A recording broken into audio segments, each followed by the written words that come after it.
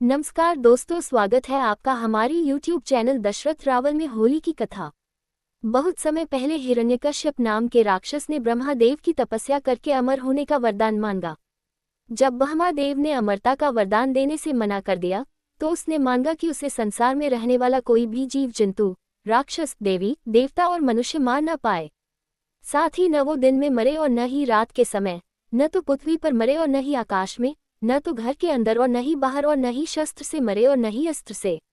हिरण्यकश्यप की तपस्या से ब्रह्मादेव खुश थे ही, इसलिए अमरता के एक वरदान के बदले उन्होंने ये सारे वरदान उसे दे दिए। इसे पाकर उसने हर जगह तबाही मचाना शुरू कर दिया। उससे मनुष्य ही नहीं, देवता भी परेशान रहने लगे।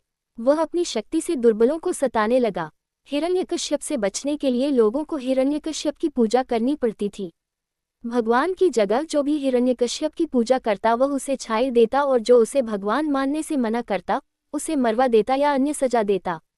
समय के साथ राक्षस हिरण्यकश्यप का आतंक बढ़ता गया। कुछ वक्त बीतने पर हिरण्यकश्यप के घर विष्णु भगवान के परम भक्त प्रहलाद का जन्म हुआ।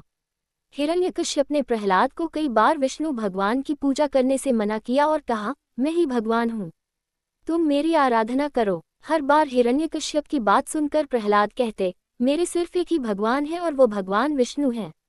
प्रहलाद की बातें सुनकर हिरण्यकश्यप ने उन्हें मारने की कई कोशिश की, लेकिन वह सफल नहीं हो पाया। भगवान विष्णु अपनी शक्ति से हर बार हिरण्यकश्यप के सारे प्रयास विफल कर देते थे। एक दिन हिरण्यकश्यप के घर उसकी बहन होलिका आई। होलिका को आग में न जलने का वरदान प्राप्त था। उसके पास एक कंबल था जिसे लपेटकर यदि वह आग में चली जाए तो आग उसे नहीं जला सकती थी।